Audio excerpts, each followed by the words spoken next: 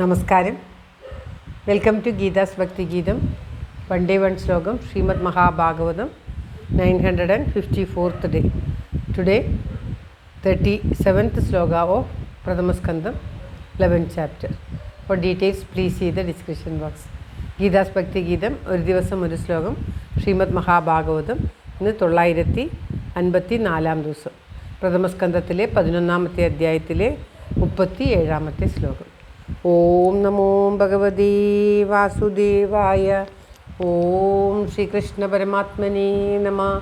ഹരിശ്രീ ഗണപതയേ നമഃ. അവിഘ്നമസ്തു ശ്രീ ഗുരുഭ്യോ നമഃ. ഓം തത്സത്.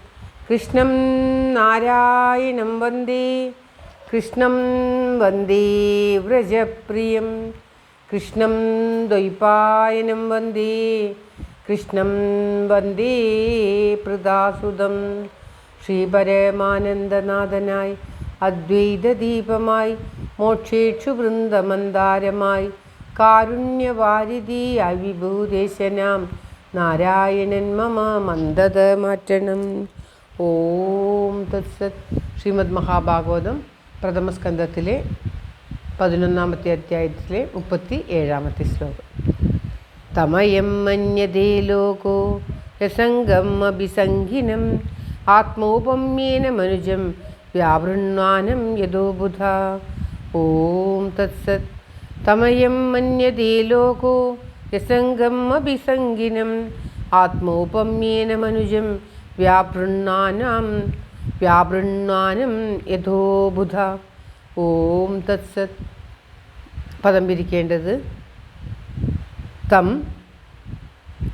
അയം മന്യതേ ലോകോ ലോകഃ മന്യതേ മന്യത ലോകഃ അസംഗം അഭി സംഗിനം ആത്മോപമ്യേന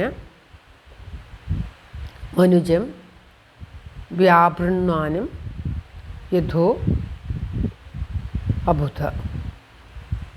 അതായത് അബുധ എന്ന് പറഞ്ഞാൽ അറിവില്ലാത്തവർ.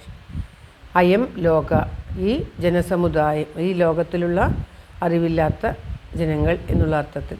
അസംഗം അഭി, സംഘത്തോട് കൂടാത്തവനാണെങ്കിലും ആത്മോപമ്യേന, സ്വസാദൃശ്യം കൊണ്ട്, സ്വന്തം സാദൃശ്യം നമ്മളോട് താരതമ്യപ്പെടുത്തിയിട്ട് സംഗിനം, സംഘത്തോട് കൂടിയവനും, മനുജം മനുഷ്യനും, വ്യാവൃണ്വാനാം പ്രവർത്തിക്കുന്നവനുമാണെന്ന് തം ഭഗവാനെ പറ്റി, അവരെപ്പറ്റി മന്യതേ വിചാരിക്കുന്നു. അതായത് അയം എന്ന് പറഞ്ഞാൽ ഈ ലോകം. തം അയം, തം ഭഗവാനെ പറ്റി ഈ ലോകം എന്നാണ് തം അയം. അതായത്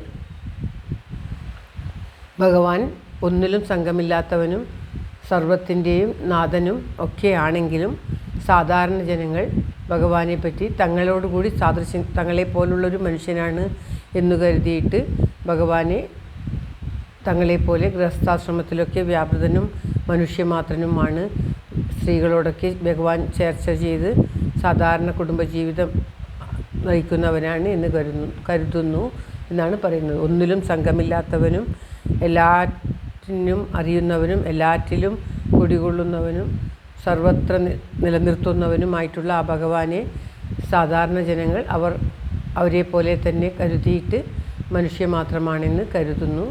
ഭഗവാൻ അതല്ല. ഭഗവാൻ ഈ കുടുംബജീവിതത്തിലെ കൂടിയും നമുക്ക് മോക്ഷത്തെ ലഭിക്കാൻ സാധിക്കും. സംഘമില്ലാതെ കുടുംബജീവിതം അനുഭവിച്ചാൽ അതിലൂടെ കൂടെ മനുഷ്യന് മോക്ഷത്തെ പ്രാപിക്കുവാൻ സാധിക്കും എന്നുള്ള ഉറച്ച തീരുമാനം നമുക്ക് കാണിക്കുവാൻ വേണ്ടിയാണ് ഭഗവാൻ ഇപ്രകാരം പ്രവർത്തിച്ചത് എന്ന് ഈ ശ്ലോകത്തിലൂടെ പറഞ്ഞു തരികയാണ് ഭഗവാൻ. എല്ലാവരുടെയും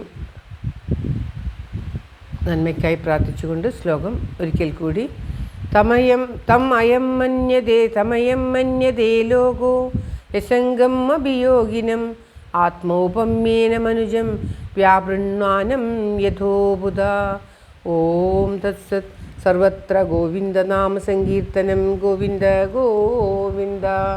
എല്ലാവരുടെയും നന്മയ്ക്കും ആയുരാരോഗ്യ സൗഖ്യത്തിനുമായി പ്രാർത്ഥിച്ചുകൊണ്ട് ശ്ലോകം ഭഗവാന്റെ കാൽക്കൽ സമർപ്പിക്കുന്നു. Geetha Rajan. Thank you for watching. All the best. Have A very very nice day.